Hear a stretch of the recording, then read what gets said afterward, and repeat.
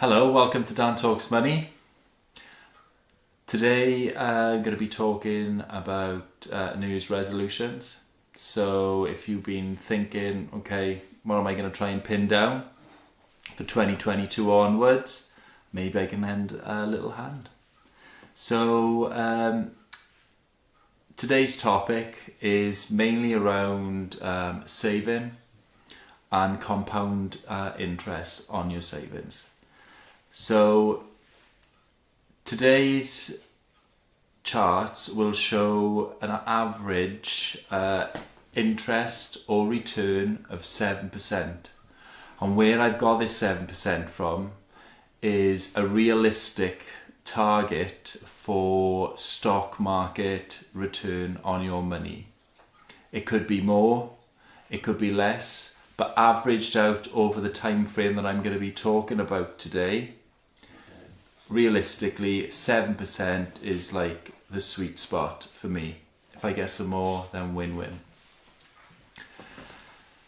So New Year's resolutions, we all make them, we all break them, but I think if any of you want to make and keep, then hopefully you'll get some inspiration from the video today. It's got some really cool figures in there. Just to give you a browse of what your financial accounts can look like heading into retirement, and some different figures for different people. Now I understand not everyone's got loads of cash just to throw away for later on in life, but realistically we should really be thinking about saving as much as we can, but still living within our means. Now, I'm going to show you a chart with 4 different types of investors. Now, investor 1 is saving £600 per year. That's an average of £50 a month, you know, realistic for most, depending on your circumstances. If you think, yeah, I can throw a little bit more at it, you could go into investor 2, which is £1,200 per year, £100 a month.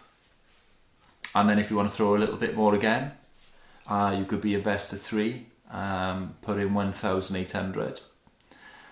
Again, I've gone to 40 years, so investor 4 is going to be saving £2,400 per year in an investment fund. Bringing in an average of 7% interest or return. Now, I'm just going to show you the outcomes of investor 1, 2, 3 and 4 over a 36-year period. So, you know, if you're around 30 mark, amazing, you know. This chart is going to show you exactly what you could potentially get if you start now. So if you just have a little look at the video. Now, as you can see, investor number 1 is in the blue, investor 2 is in the orange. We've got investor 3 there in green and investor 4 in the purple. And you can see on the chart how much the value is rising over the years. And you can see how much exactly you would end up with at the end of that 36-year period. Now, investor 1, by saving that £600 every year, is looking at a return in 36 years time of 96,202. So, you know, a nice amount. Combine that with your state pension and, you know, you've got a bit of money there. Investor 2, so with a 1,200 per year, they're looking at a pot of £192,400. Investor 3, you're looking at 288,000, and investor 4, 384,000, give or take a couple of hundred, like. Now those figures, like I said, they are based on a 7% return. If the fund that you choose to put the money in grows a little bit more, then those figures will just balloon, hopefully by quite a bit.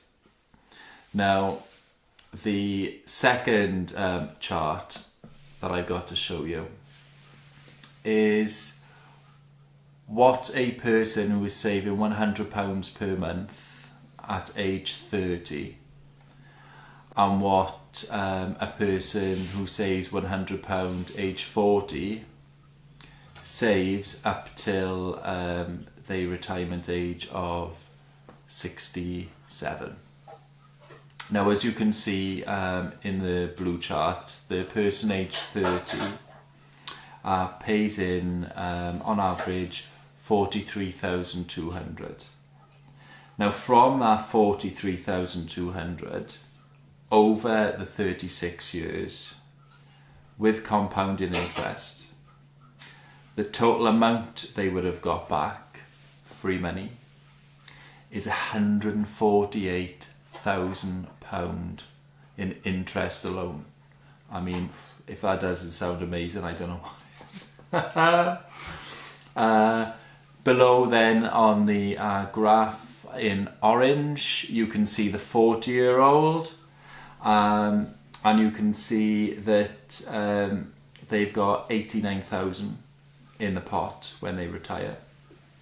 Now, they've paid in 31,200 and they've gained an interest on there of £56,000. Now, the big difference there is that the 30-year-old has only paid a little bit more in over the 10 years, but they've gained £91,000 more interest by starting 10 years earlier.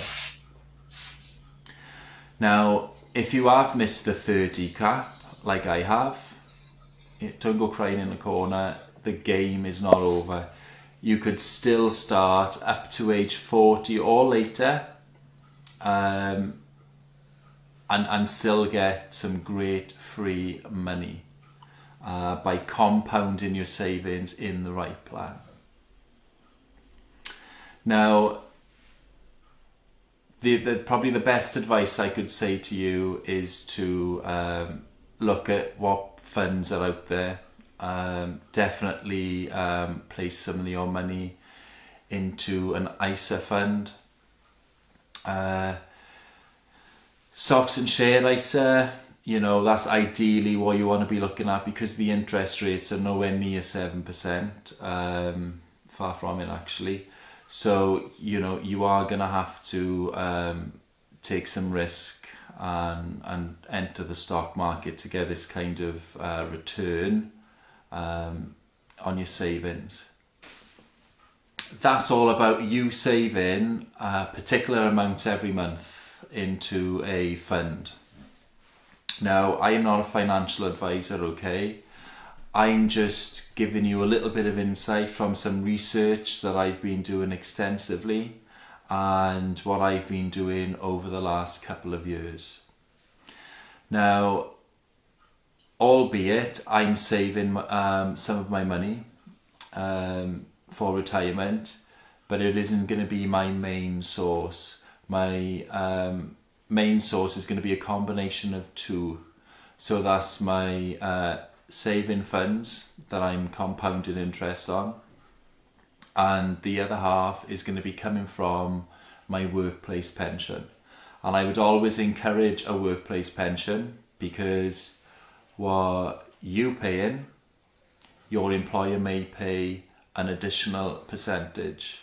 So my employer will pay up to 7.5% of what I pay in, and obviously I'm saving some tax and NI by paying into my pension pot. So I don't know how much it's costing. I mean, I'm saving quite a bit every year by saving into my workplace pension, because I'm paying less tax and NI. May be different in different countries, you know, if this reaches whatever the Netherlands, I don't know. You know, you'd have to do your own research there. I'm just letting you know exactly where I am and what I'm doing to secure my future retirement. So it's comfortable for me and my husband. So if you do decide to make your New Year's resolution something financially meaningful to you, then you can do your own research. I mean, if you can afford to save more than the amounts that I've talked about today, then amazing. You can just go onto Google, you know, look for a compound interest calculator, pop in that amount that you want to save, £1,000, you know, you'll be laughing. But if you can only afford, I don't know, £50 a month, pop that in. The more that you can set aside for your future, the more comfortable it will be. We're all working hard and we all want to have a nice retirement. So good luck, and work hard on the New Year's resolution if it is going to be working towards your pension and retirement and your savings fund. Happy New Year from Dan Talks Money. I hope it's absolutely amazing for you, and I'll see you soon.